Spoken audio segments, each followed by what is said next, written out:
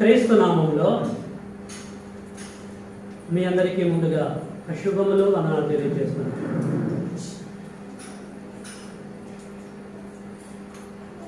ప్రియమైన దేవుని పిల్లలారా, ఇప్పటివరకు మనము రెండు భాగాలు జరిగించి తండ్రి అయిన దేవుణ్ణి కనపరుచుకున్నాం. మూడవ భాగంలోకి వెళ్తున్నాం.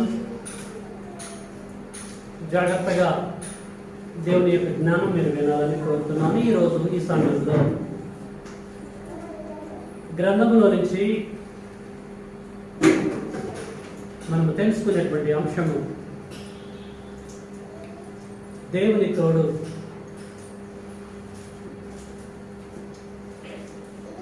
మనము తెలుసుకునేటువంటి సబ్జెక్టు ఈరోజు గ్రంథంలో నుంచి దేవుని యొక్క తోడు.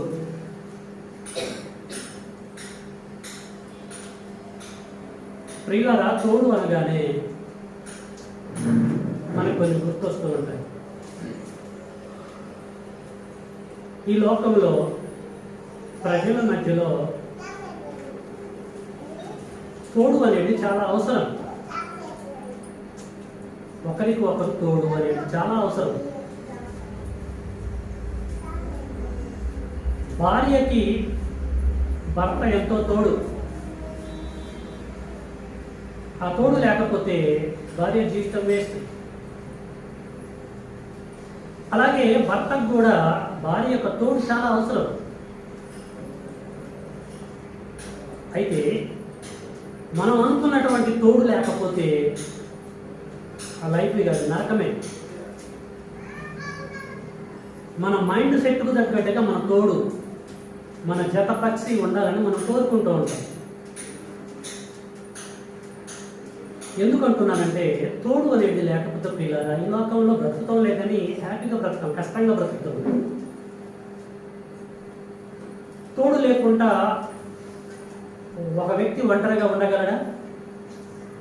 ఉండగలడు, కానీ అది నరకమే. నరుడి యొక్క ఒంటరితనము నరుడిని క్రిమినల్గా తయారు చేస్తుంది.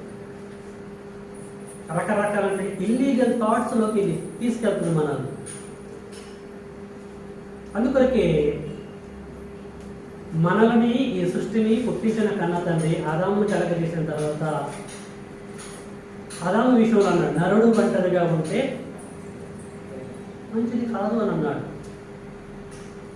నరుడు ఒంటరిగా ఉంటే నరుడికి చాలా ప్రమాదం. కాబట్టి సాటి అయినటువంటి తోడు ఉండాలి అనుకున్నాడు, అవన్నీ తయారు చేశాడు. స్త్రీకి ఎన్నో కోరికలు ఉంటాయి, పురుషులకు ఉండవా? వారికే ఉంటాయి. ఎక్కడికైనా వెళ్ళాలంటే వెళ్ళాలనిపిస్తుంది, ఒంటరిగా వెళ్ళలేదు. అదే ఒక వ్యక్తి నాకు తోడుగా ఉంటే నేను ఎంత దూరమైనా వెళ్ళగలను, ఏదైనా చేసుకొని రాగలను. అయ్యో నాకు తోడుగా ఉన్నారు కానీ ఉపయోగం లేకుండా పోయారు అనుకుంటారు చాలామంది. అసలు లేనటువంటి వారు ఏమనుకుంటారంటే ఒక తోడు ఉంటే బాగుంటుంది. వాడు పిచ్చోడే కానీ, వాడు ఎడ్డివాడే కానీ, వాడు ఎవడైనా సరే ఒక తోడు అనేది ఖచ్చితంగా ఉండాలనుకుంటారు.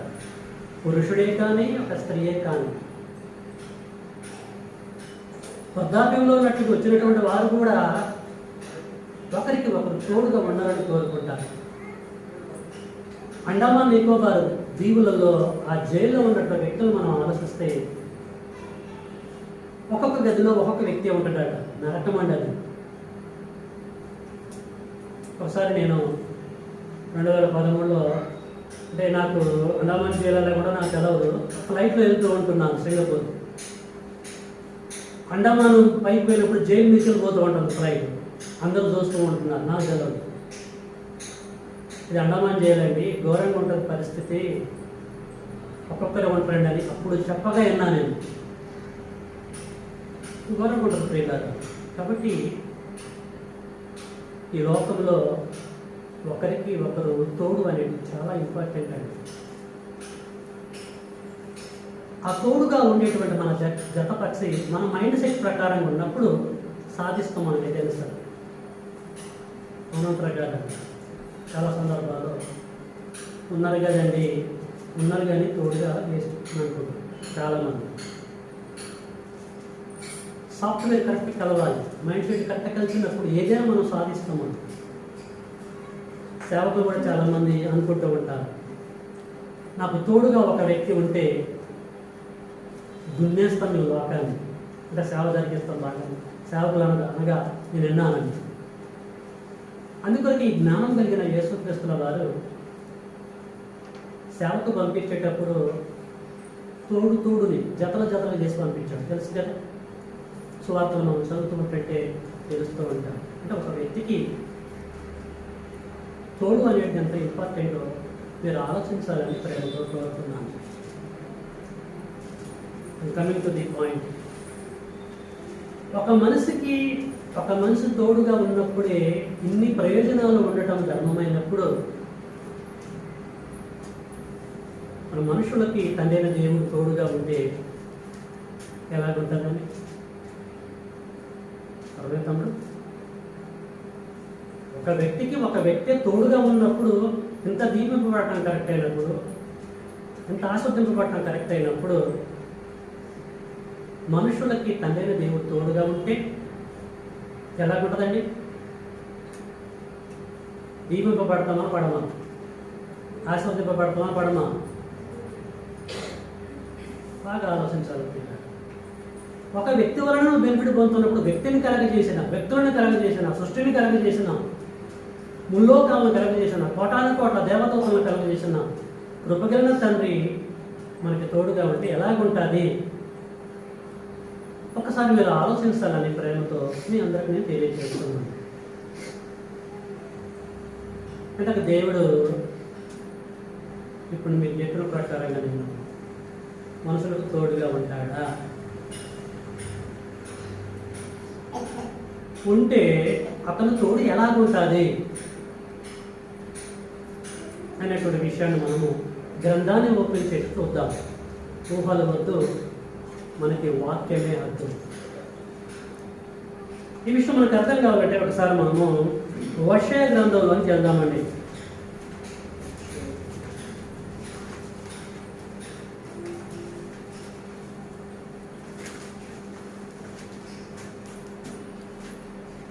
పాత నిబంధనలో 751 హోషేయ గ్రంథము 14వ అధ్యాయము. మన సబ్జెక్ట్ ఏంటి? దేవుని యొక్క తోడు. పాత నిబంధనలో 751 అని నేను చెప్పినప్పుడు టకిమని వెళ్ళిపోవాలి. నేను చెప్తాను కదా ఆల్రెడీ. 14వ అధ్యాయము 5వ వచనం. చెట్టునకు మంచు ఉన్నట్లు నేను అతనికి ఉందును. చాలండి. ఎలా ఉందును? తోడుగా ఉందును. ఎవరంటున్నారు? మహోన్నతుడైన తండ్రి అంటున్నాడు. ఎవరి ద్వారా అంటున్నాడు? ప్రవక్తలలో ఒక ప్రవక్త, చిన్న ప్రవక్త అయిన హోషేయ గారి ద్వారా తెలియజేస్తున్నాడు. ఎవరికి? ఇశ్రాయేలు జనాంగానికి తెలియజేస్తున్నాడు. ఇశ్రాయేలీలు ఘోరాలు, నేరాలు, పాపాలు చేసి దేవునికి దూరస్తులుగా ఉంటున్న సందర్భం అది. ఆ టైంలో అంటున్నాడు, నా ప్రేమ ఎలాంటిదంటే, నా పిల్లలారా, ఇశ్రాయేలులారా, మీకు నేను తోడుగా ఎలాగా ఉంటానంటే, ఒక ఎగ్జాంపుల్ చెప్తున్న, జాగ్రత్తగా వినండి అని. చెట్టునకు మంచు ఉన్నట్టు, చెట్టుకి మంచు ఉంటుంది చూసారండి. ఇప్పుడు మంచు కాలమే కదా. మంచు ఎలా ఉంటుంది? ఒక చెట్టుకి పట్టుకొని ఉంటుంది గట్టిగా. మంచు కొండలోకి వెళ్ళండి, జమ్మూ అండ్ కాశ్మీర్ ఆ ప్రాంతానికి వెళ్ళి చూడండి, మనకు తెలిసిన సంగతులు అయ్యాను. చెట్టునకి, అది ఏ చెట్టు అయినా సరే, మంచు ఉన్నట్లు, మంచు తోడుగా ఉన్నట్లు, మంచు పట్టుకొని ఉన్నట్లు నేను అతనికి ఉందును, అతనికి తోడుగా ఉందని చెప్పేసి అంటున్నాను.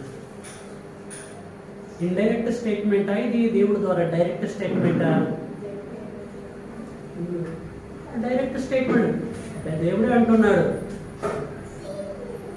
నేను అలాగ ఉంటాను, నేను పట్టుకొని ఉంటాను నా పిల్లలకి, నా జనాంగమైన ఇశ్రాయేలుకి, ఎఫ్రాయిము వారులకి ఉంటానని చెప్పేసి అంటున్నాడు. ఇశ్రాయేలీలు, ఎఫ్రాయిములు, మిగతా వారే ఆయన పిల్లలైతే వాటే కొట్టారు. మనం కాదా? మనం కూడా ఆయన యొక్క పిల్లలమే. ఈ లోకంలో ఎనీ కమ్యూనిటీ వారు ఎవరైనా సరే ఎవరి ద్వారా పుట్టారండి? దేవుని ద్వారా, ఆ ఒక్క దేవుడి ద్వారానే పుట్టారు. కీర్తనల గ్రంథము 1వ అధ్యాయాన్ని మనం పరిశీలన చేస్తే మొదటి నుంచి ఆయనే మనలని పుట్టించను అని చెప్పేసి అంటాడు. ఎవరు పుట్టించారు? ఆయనే. ఎవరైనా? తండ్రి అయినటువంటి దేవుడు మనల్నందరినీ పుట్టించాడు. అపోస్తుల కార్యము 17వ అధ్యాయం 26 మనం చదివితే ఒక్కరి నుండి పుట్టించాడు. యావత్తు భూమి మీద కాపురం ఉన్నట్టు మనమందరం కూడా దేవుడు ఒక్కరి నుండి, ఒకటి ఆదాము నుండి మనల్ని పుట్టించాను.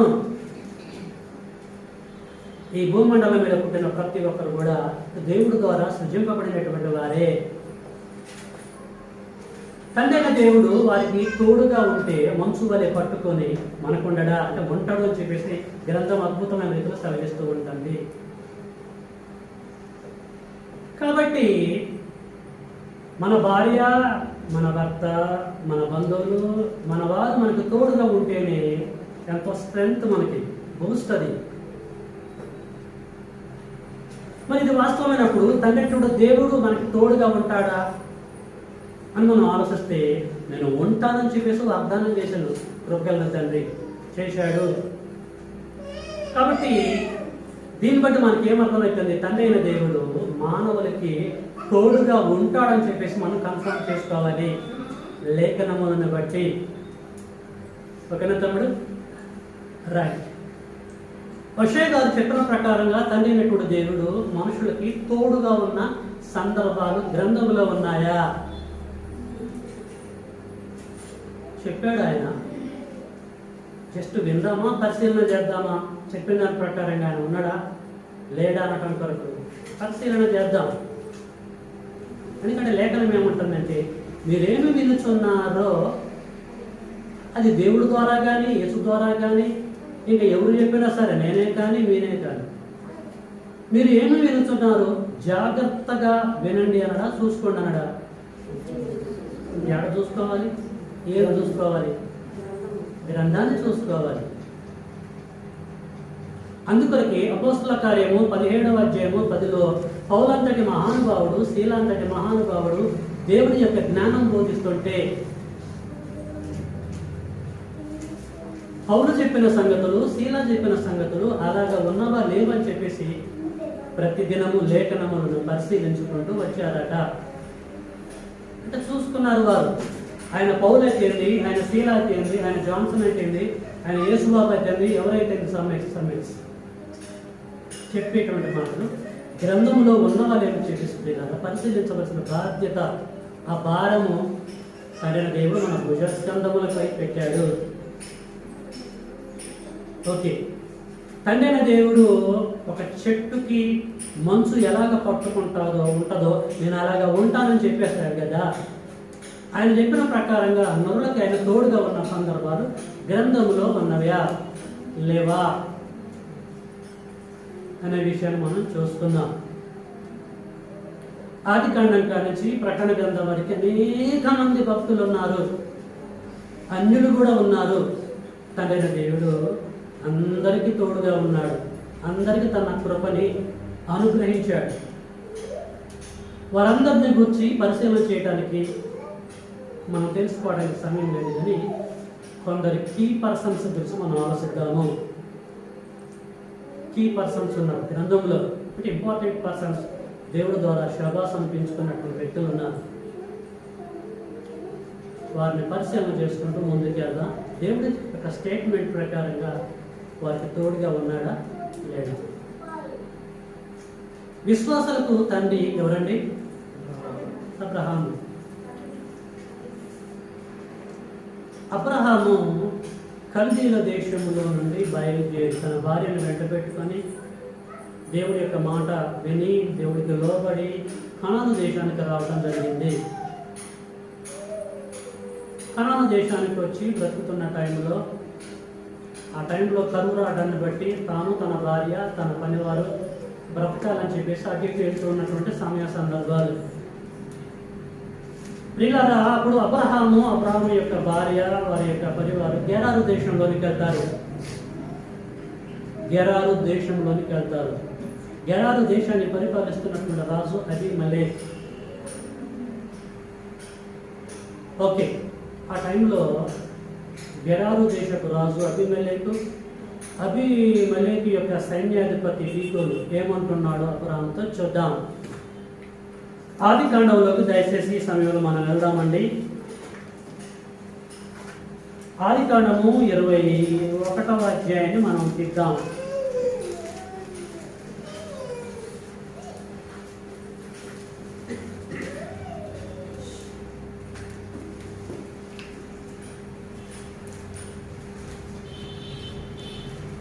ఆది కాండము 21వ అధ్యాయము 22 నుంచి నేనే చదువుతున్నాను, మీరు గమనించండి. ఆ కాలమందు అబీమెలెకును అతని సేనాధిపతి అయినటువంటి పీకోలును అబ్రహాముతో మాట్లాడి, నీవు చేయు పనులన్నింటిలోనూ దేవుడు నీకు తోడై ఉన్నాడు, పాస్ట్ టెన్స్, కనుక నీవు నన్నైనను నా పౌత్రాదులైనను వంచింపక నేను నీకు చేసిన ఉపకారము చొప్పున నాకును నీవు పరదేశమై ఉన్న ఈ దేశమునకును చేసేదనని దేవుని పేరట ఇక్కడ నాకు ప్రమాణము చేయుమని 22లో మెయిన్ లేఖనం ఏమంటున్నాడు? దేవుడు నీకు తోడై ఉంటాడు అన్నాడా? అన్నాడా? ప్రేమన దేవుని పిల్లల, ఒక అన్యుడి యొక్క సాక్ష్యం ఎవరిని గురించి? విశ్వాసులకు తండ్రైన అబ్రహామును గురించి సాక్ష్యం తెలియజేస్తున్నాడు. అబ్రహాము గారు, మీరు ఆర్డినరీ పర్సన్ కాదు, మహోన్నతుడైన తండ్రి మీకు తోడుగా ఉంటేనే మీరు విజయాలు పొందుతూ ఉంటున్నారు. మీ దేశం నుంచి వచ్చేటప్పుడు మామూలుగా వచ్చారు. మీరు వర్తిల్లారంటే, ఉన్నతమైనటువంటి స్థాయికి మీరు వెళ్ళారంటే బికాజ్ ఆఫ్ ఏ కారణాన్ని బట్టి? దేవుడు, నువ్వు నమ్ముకున్నటువంటి దేవుడు నీకు తోడుగా ఉండటాన్ని బట్టే నేను అది గ్రహించాలని చెప్పేసి మాట్లాడుతున్నాను. ప్రేమన దేవుని పిల్లలారా, అబ్రహాముకి తండ్రి అయిన దేవుడు తోడుగా ఉన్నాడు. ఎలా ఉన్నాడు? ఎక్కడి నుంచి ఇక్కడికి వచ్చాం? ఒక చెట్టుకి మంచు ఎలాగ ఉన్నాదో పట్టుకొని, అలాగా తండ్రి అయిన దేవుడు అబ్రహాముకు తోడుగా ఉన్నాడు.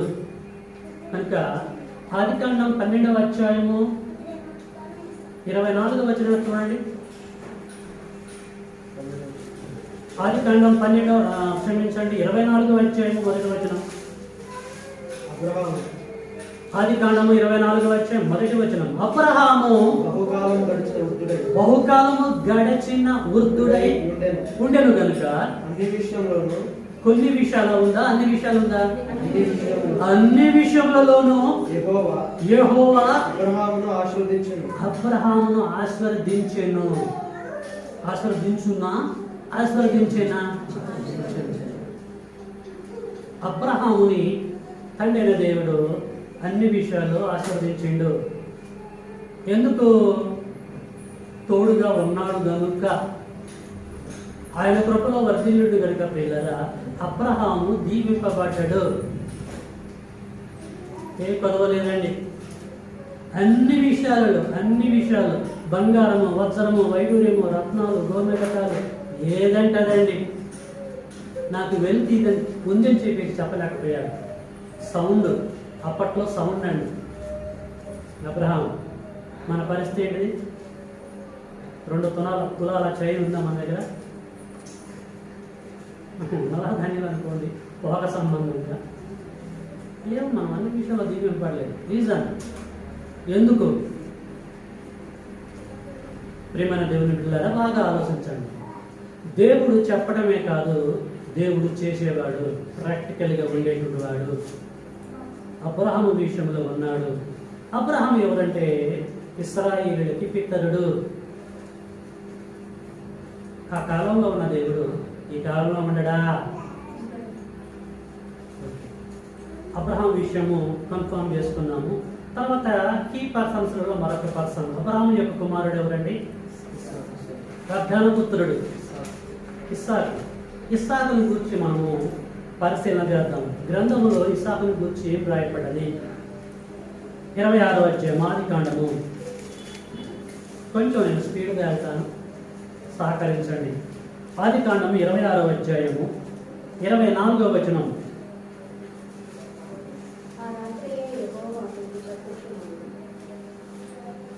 యేసుబాబు ఆ రాత్రియే ఎక్కడ? ఆ రాత్రియే అక్కడ నుండి అతడు బెర్షెబాకు వెళ్ళెను. ఆ రాత్రియే యెహోవా అతనికి ప్రత్యక్షమై నేను డైరెక్ట్ స్టేట్మెంట్. తండ్రి అయిన దేవుడు ఇక్కడ ఇస్సాకుతో మాట్లాడుతున్నాడు. ఆ రాత్రియే యెహోవా అతనికి ప్రత్యక్షమై, ఎక్కడ? కలలో. నేను నీ తండ్రి అయినటువంటి అబ్రహాము దేవుడును, నేను నీకు తోడై ఉన్నాను గనుక భయపడకుము. నా దాసుడైన అబ్రహామును బట్టి నిన్ను ఆశీర్వదించి నీ సంతానం విస్తరింపజేసేదని చెప్పాను. తెల్లాలి. అప్పుడు ఏం జరిగిందంటే పిల్లగా, అక్కడ ఒక బలిపీఠమును కట్టించి యెహోవా నామమును ప్రార్థన చేసి అక్కడ తన గుడారము వేసెను. అప్పుడు ఇస్సాకు దాసులు అక్కడ బావి తవ్విరి. ఏమర్థమైందండి ఇక్కడ? యెహోవా దేవుడు రాత్రి వేళలో ఇస్సాకుకి ప్రత్యక్షమై ఏమంటున్నాడండి? నేను నీ తండ్రి అయిన అబ్రహాము దేవుడని. నేను నీ తండ్రి అయిన అంటే అబ్రహాము, ఆయన దేవుడని. నా పేరు పేరంటే యెహోవా. కాబట్టి అబ్రహాము దేవుడిని, కాబట్టి నేను నీకు నీ తోడై ఉన్నాను అని చెప్పేసి అంటున్నాడండి.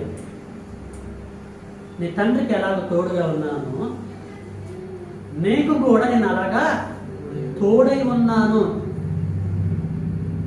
ఇస్సాక్కి దేవుడు తోడుగా ఉంటే ఎనీ ప్రాబ్లం? ఏమన్నా ప్రాబ్లం ఉంటుందా తల్లి? ఏమ్మా, ఒక దేవుడే నరుడు దగ్గరికి వచ్చి నరుడికి తోడుగా ఉన్నాడంటే ఏమైనా ప్రాబ్లమా? మీకు ఒక ఎగ్జాంపుల్ చెప్తాను. అమెరికా ప్రెసిడెంట్ ఉన్నాడు, మనం ఈ చర్చి బిల్డింగ్లో ఉన్నాం. మీకు అర్థం కావడం కొరకు చెప్తున్నాం. అమెరికా ప్రెసిడెంట్ వచ్చి మనకు తోడుగా నిలబడ్డాడు అనుకోండి,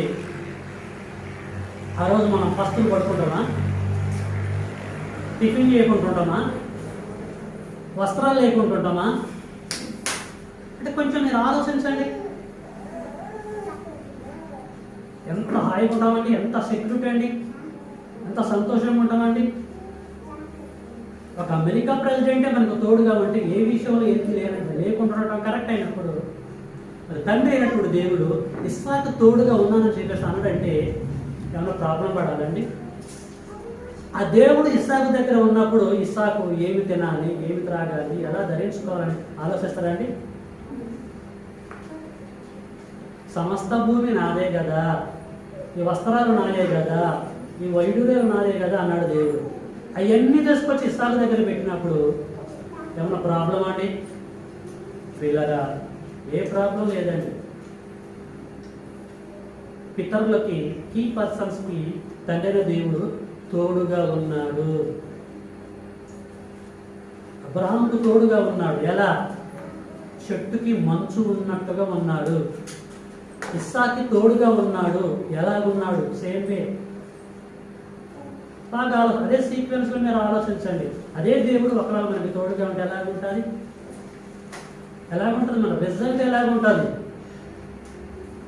రైట్.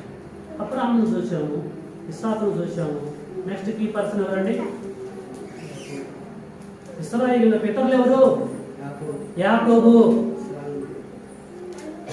యాకోబు పేరే ఇశ్రాయేలీయుడు. ఇశ్రాయేలు అన్న యాకోబు అన్న బోత్ ఆర్ ఈక్వల్. యాకోబుని గురించి మనం ఆలోచిద్దాం. యాకోబుని గురించి ఈ గ్రంథంలో ఏం రాయబడ్డది? 28వ అధ్యాయము, ఆదికాండము 28వ అధ్యాయము 15వ వచనం. ఇదిగో ఇదిగో నేను నీకు తోడై ఉండి నేనే నీకు తోడై ఉండి నీవు వెళ్ళు ప్రతి స్థలమందు నీ వెళ్ళు ప్రతి స్థలమందు నిన్ను నిన్ను కాపాడుచు నిన్ను కాపాడుచు ఈ దేశంలోకి నిన్ను మరలా ఈ రప్పించు. దేశానికి నిన్ను మరలా నేను రప్పిస్తాను. నేను నీతో చెప్పినది నేను నీతో చెప్పున్నది నెరవేర్చు వరకు నెరవేర్చు నిన్ను వరకు విడువనని చెప్పగా నిన్ను విడవను, నిన్ను ఎడబాయను అని చెప్పేశాడు. అబ్రహాముతో ఏం చెప్పాడో, ఎలాగున్నాడో, ఇస్సాకి ఏం చెప్పాడో, ఎలాగున్నాడో, యాకోబు కూడా అదే చెప్తున్నాడు. నువ్వు భార్యను చేసుకోవడానికి మా మేనమ్మ దగ్గరికి వెళ్తున్నావు కదా యాకోబు, నాకు తెలుసా కాన్సెప్ట్. నువ్వు తండ్రిని మోసం చేసినావు, అన్నను మోసం చేసినావు, జంపు జిలాని వెళ్ళిపోతున్నావు. చీకటి పడ్డది, పడుకున్నావు, ఒక రాయి తీసుకున్నావు, తలగడ కింద పెట్టుకున్నావు. కరెక్ట్ షూటబుల్ టైం అని నాకు తెలుసు. ఇప్పుడు చెప్తున్నా జాగ్రత్తగా విను. అయింది పోయిందో పోయింది. నువ్వు మోసం చేసినా నిన్ను నేను దీవిస్తా. నువ్వు ఏం చేసినా నిన్ను దీవిస్తా. ఇక్కడ ఒక పాయింట్, మనం మోసం చేసినా మనం దీవింపబడాలంటే ఆయన కృప ఉండాలి. తెలుసా విషయం? ఆయన కృప లేకపోతే మనం ఏది చేసినా దీవింపబడాలి. తండ్రి దేవుడు యాకోబుని ఎందుకు దీవించాడు, ఎందుకు ఆస్వాదించాడు? మంచి పని చేసి వెళ్ళిండా? తండ్రిని మోసం చేశాడు, అన్నను మోసం చేశాడు. ఆయన తండ్రి దేవుడు ఎందుకు నిన్ను దీవిస్తానని చెప్పేసి అంటున్నాడు? మన యొక్క చెడులో కూడా మనం ఆస్వాదింపబడాలంటే తండ్రి కృప ఉండాలి. అలానే చెడు చేయమని నేను అంటలే, దాన్ని నేను ప్రోత్సహిస్తలేదు. తండ్రి కృప, అది మనకి చెడు కావచ్చు, అందులో ఆయన ప్రణాళిక ఉండొచ్చు. మీకు అర్థమవుతుందా? బోయాజు ఉన్నాడు. బోయాజు భార్య ఎవరు? రూతు. అక్కడ వాళ్ళకి మ్యాచింగ్ ఉందా? ముసలు అతను. ఈమె భర్త చనిపోయింది, జస్ట్ కన్యక, పెళ్లి చేసుకున్నారు. తల్లి కృప ఉందా లేదా? కానీ ఆ కాలంలో చాలా మంది ఏమనుకున్నారు, దీనికేం పుట్టింది, వానికేం పుట్టింది, మా భాషలో ఎందుకు పెళ్లి చేసుకున్నారు అనుకున్నారు. కానీ వాళ్ళ వంశం నుంచి ఎవరు వచ్చారండి? యేసుక్రీస్తు వారు వచ్చారు. చూసారు, దేవుడు అది చూశాడు, అదిగా చూసింది. ప్రియమైన దేవుడి పిల్లలారా, మనం దీవింపబడాలన్నా, మనం ఆశీర్వదింపబడాలన్నా మన స్కెచ్ కాదు ఇది. మనం స్కెచ్ గీస్తా కాదు, తండ్రి స్కెచ్ గీయాలి. ఆయన కృప ఉండాలి. పౌలు గారు అంటాడు రోమీయులకు పత్రిక రాస్తూ, నేను ఎవరిని కరుణిస్తానో వారిని కరుణిస్తా, ఎవరి ఎడల జాలి చూపాలో వారి ఎడల జాలి చూపిస్తా. దేవుడు అంటాడు. దేవుడు అన్న సంగతిని పౌలు అంటాడు. కాగా పొందగోరి వారి వలనను ప్రయాసపడే వారి వలన నథింగ్. ఉందా అండి గ్రంథంలో ఈ మాట? ఉందా లేదా? చూద్దాం. ఊహలో వద్దుగా మనకి. రోమపత్రికలోకి వెళ్దామండి. దయచేసి అందరు తీయాలండి. రోమీయులకు రాసిన పత్రిక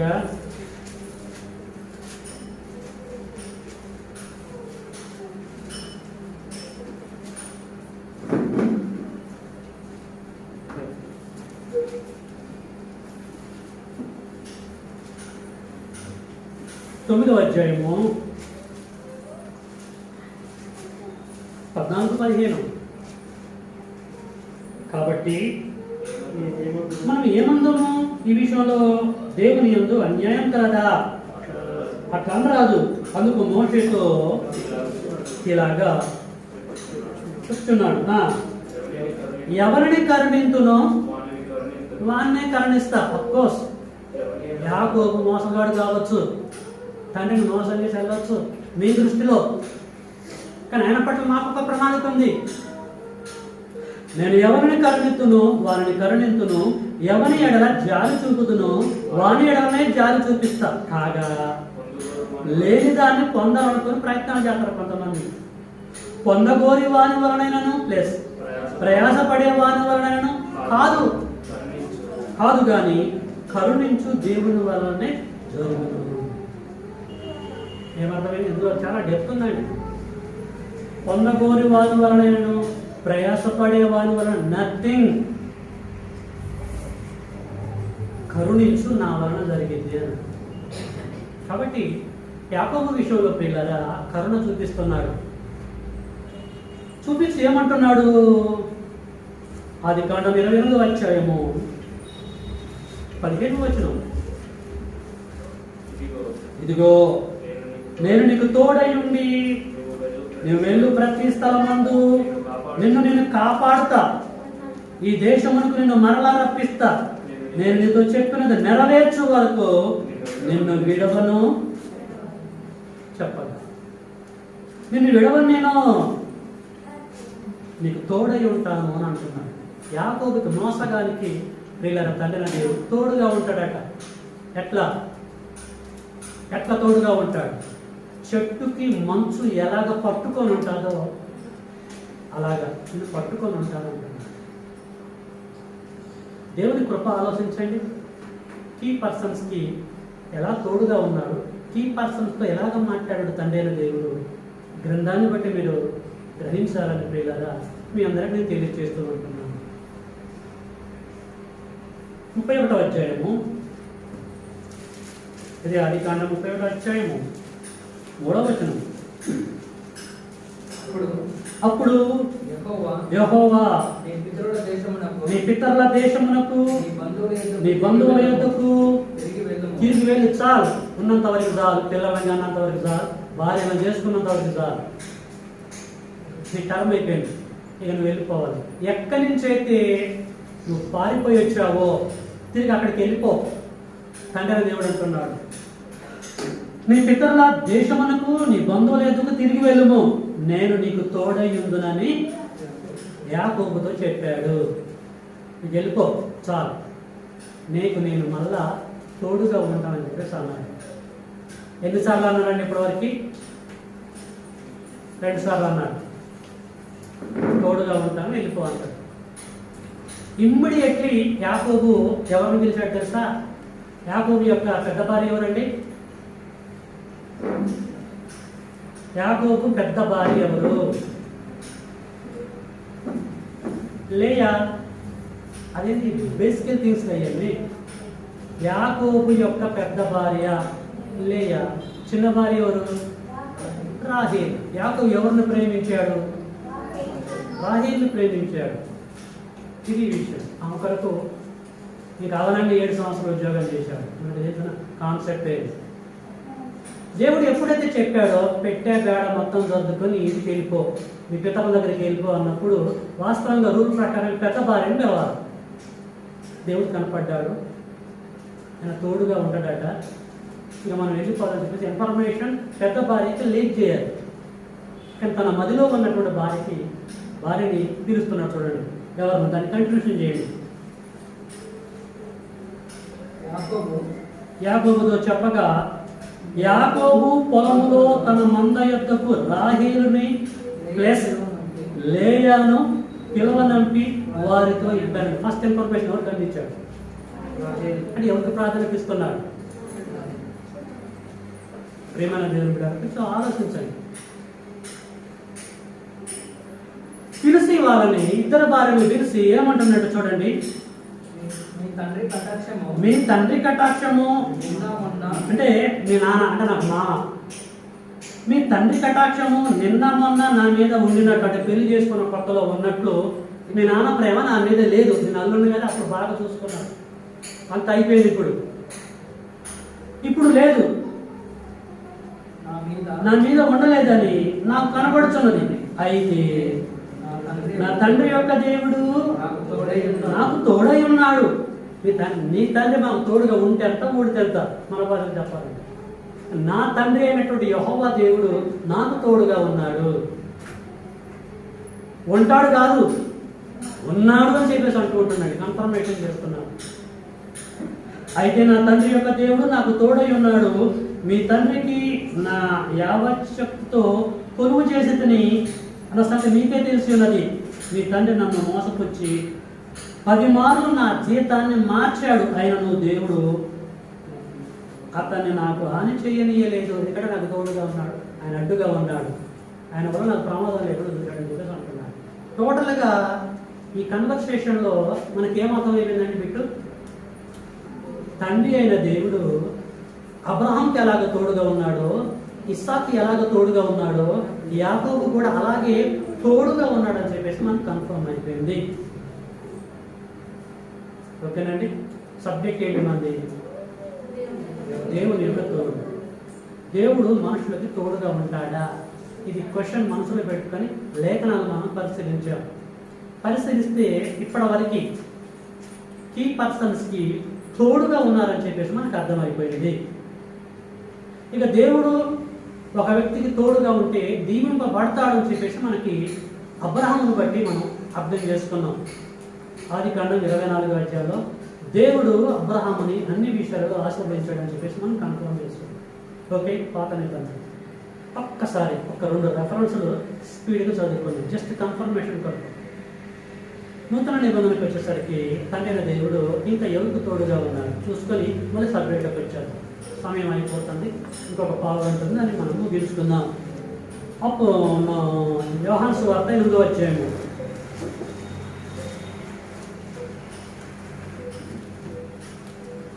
యోహాను సువార్త 8వ అధ్యాయము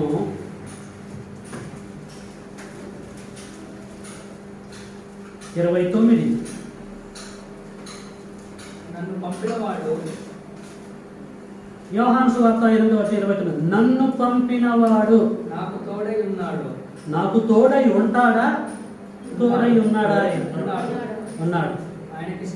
కాబట్టి ఆయనకిష్టమైన కార్యము నేను ఎల్లప్పుడూ చేయుదును గనుక ఆయన నన్ను ఒంటరిగా విడిచిపెట్టలేదని. ఎందుకు ఒంటరిగా విడిచిపెట్టలేదు?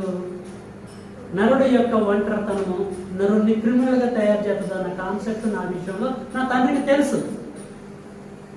కాబట్టి ఆయన నాకు తోడుగా ఉన్నాడని చెప్పేసి ఇక్కడ ఎవరు తెలియజేస్తున్నారండి? ఎవరు మాట్లాడుతున్నారు? ఇది యేసుక్రీస్తుల వారు.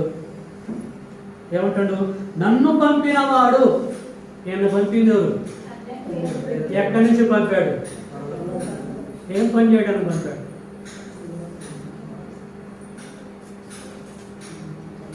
యోహాను సువార్త 17:4. యోహాను సువార్త 17:4. చేయుటకు నీవు నాకు ఇచ్చిన పని నేను సంపూర్ణంగా నెరవేర్చి. అది ఏం చేయడానికి పంపించాడు? దేవుడి యొక్క పని చేయడానికి తండ్రి దేవుడు యేసుక్రీస్తుల వారిని పంపించాడు.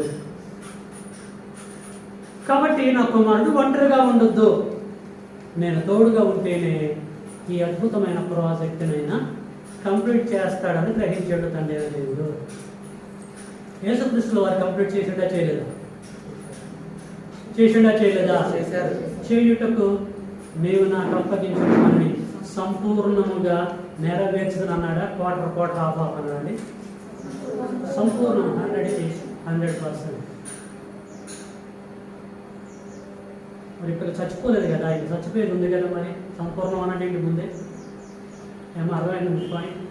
ప్రార్థన చేస్తున్న టయానికి చచ్చిపోలేదు, చచ్చిపోయే పని కూడా ఉంది కదా, అది కంప్లీట్ చేయడానికి ముందే సంపూర్ణంగా నెరవేర్చాను అన్నట్టు ఇక్కడ ఆయనకు ఆ కాన్ఫిడెన్స్ ఉంది, చేస్తాడు. 90% కంప్లీట్ అయిపోయిందా? చేయలేడా? ప్రేమన దేవుని పిల్లరా, జాగ్రత్తగా పరిశీలించాలి. గుడ్డిగా మనం వినొద్దు, గ్రహించవద్దు. సత్యవాక్యమును సరిగా విడగొట్టాలి. Rightly dividing the word of God అంటారు ఇంగ్లీష్లో. ఖచ్చితంగా విడగొట్టాలి, వాస్తవాన్ని గ్రహించాలి. జుర్రుకోవాలంటే చూసారా, పప్పు చేప జుర్రుకుంటూ ఉంటారు చూసారా, ఆ టైప్ ఉండాలి దేవుని పిల్లలు. జ్ఞానం విషయంలో జుర్రుకోవాలి. కాబట్టి క్రొత్త నిబంధన గ్రంథంలో తండ్రి దేవుడు యేసుక్రీస్తుల వారికి తోడుగా ఉన్నాడు. ఓకే, ఎవరు చెప్పారు ఇది? యేసే చెప్పాడు. యేసు యొక్క స్టేట్మెంటే మనం పరిగణలోకి తీసుకురావాలి. నెక్స్ట్ పౌలు గారు చూసుకొని క్లోజ్ చేసుకుందాం, సబ్జెక్ట్ వద్దాం. అపోస్తలుడైన పౌలు ఉన్నాడు, ఆయన కూడా కీ పర్సన్. 18వ అధ్యాయం, అపోస్తల కార్యము 18వ అధ్యాయము 10వ వచనం. అపోస్తల కార్యము 18వ అధ్యాయము 10వ వచనం. నేను నీకు తోడయ్యున్నాను, నీకు హాని చేయుటకు నేనే నీకు తోడయ్యున్నాను, నీకు హాని చేయుటకు నీ మీదికి ఎవడు రాడు. ఈ పట్టణములో నాకు బహుజనం ఉన్నదని పౌలుతో చెప్పగా అతడు వారి మధ్య దేవుని వాక్యము బోధించుచు 1 సంవత్సరం మీద 6 నెలలు అక్కడ నివసించాను. అది పోస్టింగ్ అంటే. అవునా? ఎందుకు వర్రీ అవుతున్నాం? సువార్త ప్రకటించడానికి, ఆత్మలు రక్షించే విషయంలో ఈ మాసిదోనియాలో కావచ్చు, ఈ కొరింథీలో కావచ్చు, ఏథెన్సులో కావచ్చు, ఎందుకయ్యా నువ్వు వర్రీ అయ్యేది? సూపర్ థియరీ నీకు తెలుసు. స్పెషల్గా నిన్ను రిక్రూట్ చేసుకున్నా నేను. ఎక్కడికి వెళ్ళేటప్పుడు ఎక్కడికి వెళ్తున్నాడు? ఎక్కడి నుంచి ఎక్కడికి వెళ్తున్నాడు? ఎవరిని నిల్చించడానికి వెళ్తున్నాడు?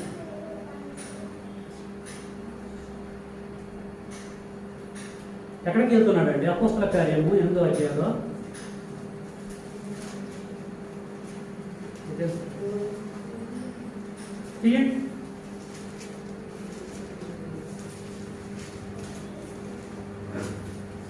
దమస్కు 9వ అధ్యాయము, అపోస్తల కార్యము 9వ అధ్యాయము. దమస్కు వెళ్తున్నప్పుడు 9వ అధ్యాయం మొదటి నుంచి, సౌలు ఇంకనూ ప్రభు యొక్క శిష్యులను బెదిరించుటయు హత్య చేయుటయును తనకు ప్రాణాధారమైనట్టు ప్రధాన యాజకుని ఎదురుకు వెళ్ళి, ఈ మార్గమందున పురుషులనైనను స్త్రీలనైనను కనుగొని ఎడల వారిని బంధించి యెరూషలేమునకు తీసుకుని వచ్చుటకు దమస్కులోని సమాజంలో వారికి పత్రికలు ఇమ్మని అడిగాను. దమస్కు వెళ్తున్న సమయ సందర్భాల్లో స్పెషల్గా రిక్రూట్ చేసుకుంటాడు తండ్రి దేవుడు యేసుక్రీస్తుల వారి ద్వారా. సూపర్గా వర్క్ చేస్తున్నాడు. మొదటి శతాబ్దంలో. ఇది ఎన్నో శతాబ్దం అండి? 21 ఎగ్జాక్ట్లీ. సూపర్గా సేవ చేస్తూ భయపడుతున్నాడు. దేవుడు సేవ చేస్తున్నప్పుడు భయం ఉంటుందిలే కానీ భయపడదు, ఎందుకంటే శరీరంలో ఉన్నాను కనుక. అప్పుడు బూస్టింగ్ ఇస్తున్నాడు. మనకు డోసులు 2 పడ్డాయి కదా, పడ్డాయా పర్లేదు, ఇంకోటి పడాలంటున్నారు. సిస్టర్ గారి దళాలు పద్మావతి మేడం గారికి ఇంకోటి పడాలంటున్నారు. అది పడితే ప్రొవైడ్కి లైఫ్ ఉంటుందట. అలాగే తండ్రి దేవుడు పౌలు గారికి బూస్టింగ్ ఇస్తున్నాడు. ఏమంటున్నాడు? 18వ అధ్యాయము 10వ వచనం. నేను నీకు తోడై ఉన్నాను, నీకు హాని చేయుటకు నీకు హాని చేయుటకు నీ మీదకి ఎవడు రాడు. ఈ పట్టణంలో నాకు బహుజనం ఉన్నదని పౌలుతో చెప్పగా అతడు వారి మధ్య దేవుని వాక్యమును బోధించుచు, అంటే దేవుడు తోడుగా ఉన్నాడని ఆయన బూస్టింగ్ ఇతన్ని గ్రహించి దేవుని వాక్యం బోధించుచు 1 సంవత్సరం మీద 6 నెలలు అక్కడ, అంటే సంవత్సరం దేవుడి యొక్క సేవని జరిగించాడు. ఓకే, ఆగుదాం. ఒక్కసారి గ్రహించిన దాన్ని మళ్ళీ పరిశీలన చేద్దాం. దేవుడైన యెహోవా మనుషులకు తోడుగా ఉంటాడా? ఉంటాడని చెప్పేసి ఆయన చెప్పిన దాన్ని బట్టి మనం నమ్మినామా, లేకపోతే గ్రంథాన్ని బట్టారు? గ్రంథాన్ని బట్టి, ఆయన చెప్పిన దాన్ని బట్టి. ఎలాగ ఉంటాడని చెప్పేసి గ్రహించాము? చెట్టుకి మనసు ఎలాగ పట్టుకొని ఉంటుందో అలాగా ఉంటానని చెప్పేసి అన్నాడు. అలాగే మరి ఆయన ఉన్నాడా? ఉన్నాడు. ఎవరి విషయంలో చూసాము? అబ్రహాము విషయంలో చూసాము. అబ్రహాము గర్భం నుండి వచ్చిన ఇస్సాకు విషయంలో చూసాము. ఇస్సాకు గర్భం నుండి వచ్చిన యాకోబు విషయంలో చూసాము.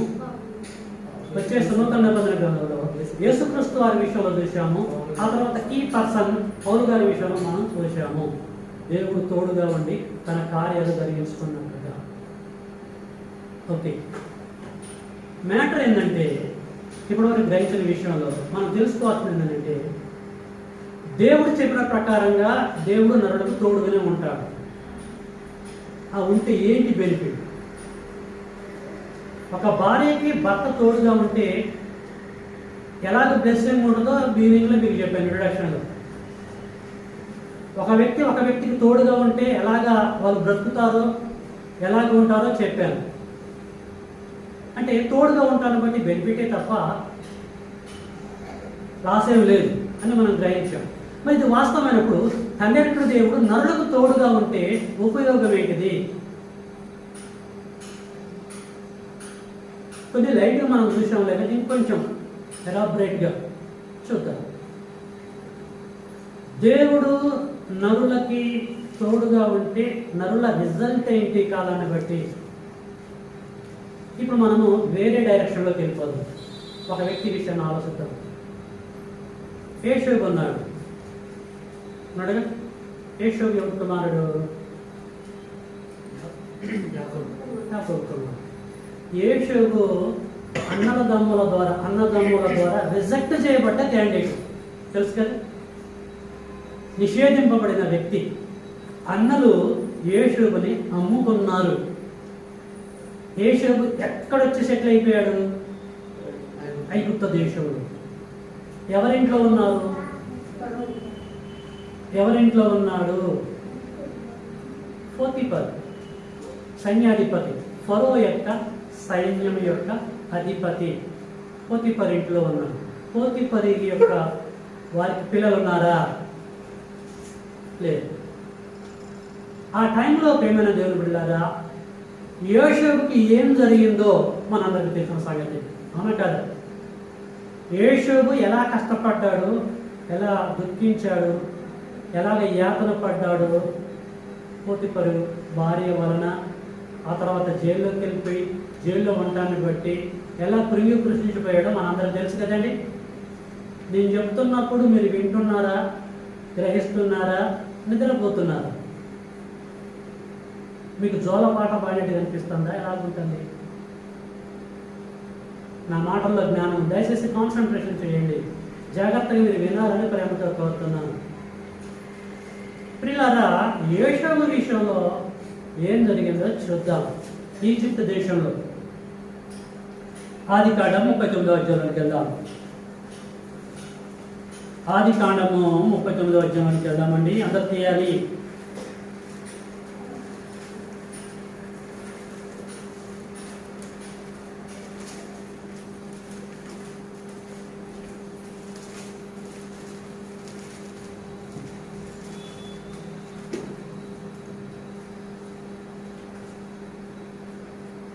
రండి.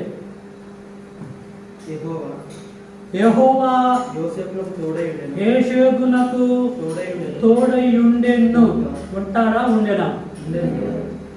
యెహోవా యోసేపునకు తోడై ఉండెను కనుక అతడు రిజల్ట్ చూడండి, వర్ధిల్లుచు తన యజమానుడగు ఆ ఐగుప్తుని ఇంట ఉన్నాడు. ఏం జరిగిందండి? యెహోవా యోసేపుకు తోడై ఉన్నాడు. తోడుగా ఉంటాన్ని బట్టి ఒక వ్యక్తి ఎలాగ దీపడతాడంటే వర్ధిల్లుతాడు. యోసేపు వర్ధిల్లడండి, వర్ధిల్లిండు. వర్ధిల్లడం అంటే అభివృద్ధిని అందటం.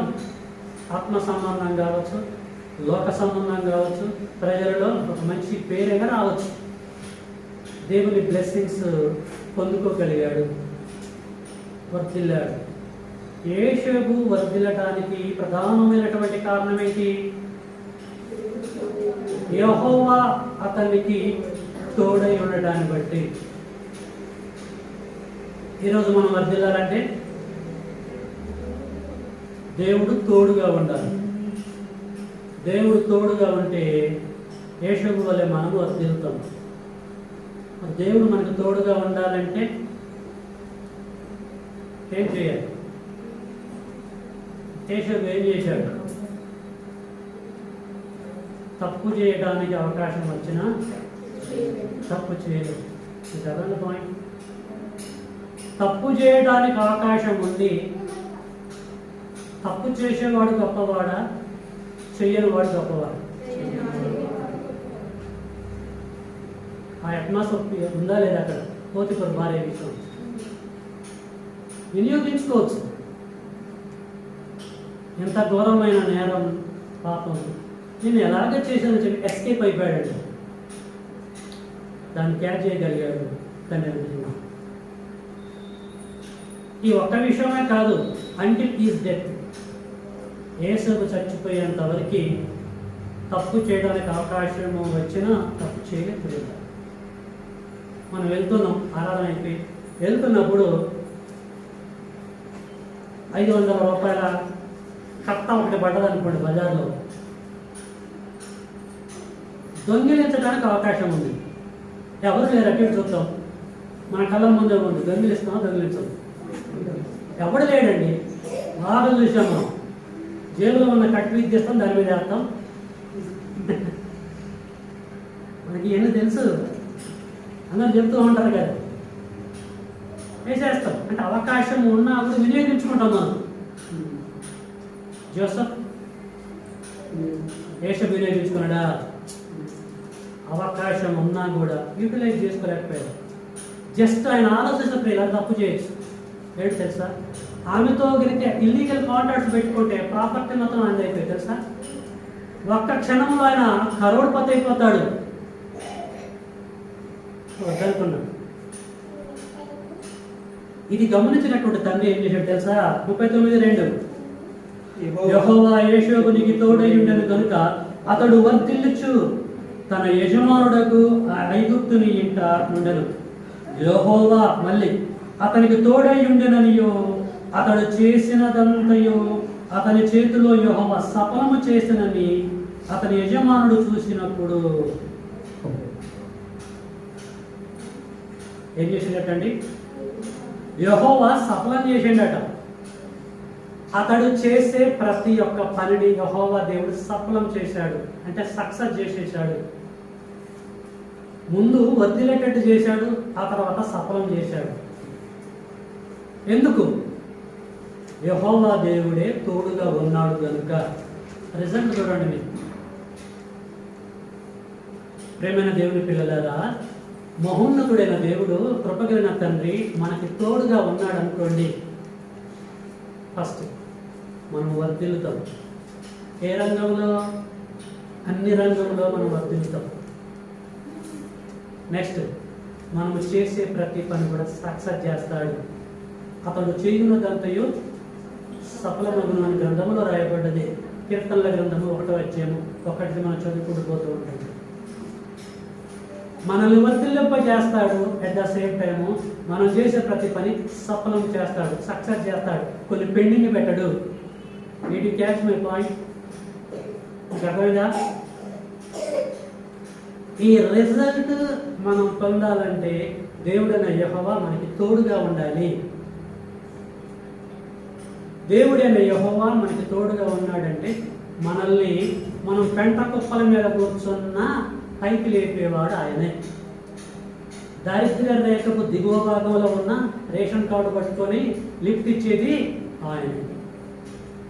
మీకు అర్థమైన పాయింట్? ప్రేమైన దేవుని పిల్లలారా, దేవుడు మనకి తోడుగా ఉంటే మనకేంటి లాభం అంటే, మన భర్త మనకు తోడుగా ఉంటే, మన భార్య మనకు తోడుగా ఉంటే మనకెలా బ్లెస్సింగ్, తండ్రి అయిన దేవుడు మనకి తోడుగా ఉంటే డబల్ ట్రిపుల్ బ్లెస్సింగ్స్ మనల్ని వర్ధిల్లింప చేస్తాడు. మన పనులు సక్సెస్ అయ్యే విధంగా చేస్తాడు. అది ఏ పనైనా సరే నువ్వు చేసేదంతా కూడా సక్సెస్ చేసేస్తాడు. లాస్ట్ లేఖనం చూసుకొని ముగించుకుందాం. అపోస్తుల కార్యము 10వ అధ్యాయము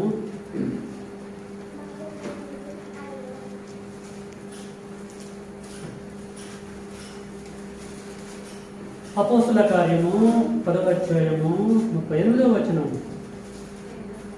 ఏదనగా దేవుడు నజరేయుడైన యేసును పరిశుద్ధాత్మతోను శక్తితోను అభిషేకించిననున్నదే. దేవుడు యేసుకు తోడై ఉండెను గనుక ఆయన ఈ లోకంలో మేలు చేయించు అపవాది చేత పీడింపబడిన వారిని అందరినీ స్వస్థపరుచుచు సంచరించుచుండెను. తండ్రి అయినటువంటి దేవుడు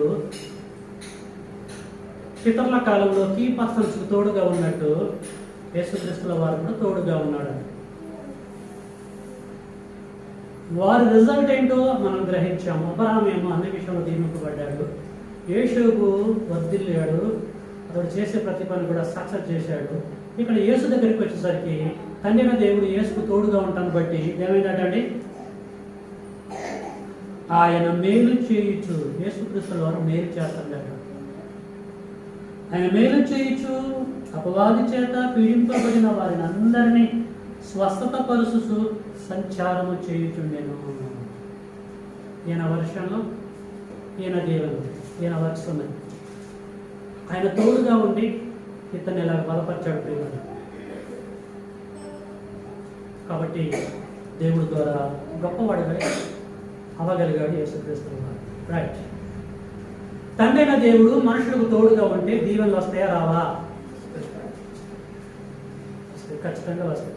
మనం చెప్పుకోవడం కాదు, కానీ మనము లేఖనాలు పరిశీలించాం. మరి ఇదే దీవెనలు ఇదే ఆశీర్వాదాలు మనం పొందుకోవాలంటే ఏం చేయాలి? తండ్రి అయినటువంటి దేవుడు మనకు తోడుగా ఉండే విధంగా ప్రయత్నం చేయాలి. ఆయన తోడుగా ఉంటేనేగా నిలబడి. తండ్రి అయినటువంటి దేవుడు మనకి తోడుగా ఉండాలంటే మనమేం చేయాలి? ఏం చేయాలండి? అబ్రహాము ఎలాగ బ్రతికాడు, ఇస్సాకు ఎలాగ బ్రతికాడు, యాకోబు ఎలాగ బ్రతికాడు, జోసెఫ్ ఎలాగ బ్రతికాడు, యేసుక్రీస్తుల వారు ఎలాగ బ్రతికారు, పౌలు గారు ఎలాగ బ్రతికారు అనేది మనం పరిశీలన చేయాలి. వారి బ్రతుకుని కనుక మనం బ్రతకగలిగితే, వారు జీవించినట్లు మనం జీవించగలిగితే దేవుడికి మళ్ళీ అప్లికేషన్ పెట్టుకోవాల్సిన అవసరం లేదు. నువ్వు వచ్చి తోడుగా ఉండు తండ్రి అని. ఆటోమేటిక్గా ఆయన వచ్చి మనకు తోడుగా ఉంటాడు. ఆయన తోడుగా ఉన్నాడు అనుకోండి, సేమ్ బ్లెస్సింగ్స్ మనం పొందుకుంటాము. అర్థమైందా? సేమ్ బ్లెస్సింగ్స్ మనకు వస్తాయి. ఈరోజు మనం ఆ బ్లెస్సింగ్స్ పొందుకోలేకపోతున్నామంటే కారణం ఏంటి? మిస్టేక్స్ ఎవరి దగ్గర ఉన్నాయి? ఆ కాలంలో ఉన్న దేవుడు ఈ కాలంలో లేడు అనుకున్నామా? ఆయన అన్ని కాలంలో ప్రేమను మనము దీవింపబడదాం, మనము ఆస్వాదింపబడదాం. అది ఆత్మ సంబంధం కావచ్చు, శరీర సంబంధం కావచ్చు, ఏ కోణమైనా సరే తండ్రి ద్వారా మనము దీవింపబడదాం. తండ్రి ద్వారా దీవింపబడాలంటే తండ్రి మనకు తోడుగా ఉండాలి. తండ్రి మనకు తోడుగా ఉండాలంటే మన వర్షన్ ఏంటి, మనం ఎలాగ ఉండాలి అనేది మనం అందరం గ్రహించాలని ప్రేమపూర్వకంగా మీ అందరికీ తెలియజేస్తూ ముగిస్తున్నాను. దేవుని యొక్క తోడు ఈ అద్భుతమైన సబ్జెక్ట్ మీరు విని గ్రహించినందుకు మీ అందరికీ వందనాలు తెలియజేస్తూ ముగిస్తున్నాను.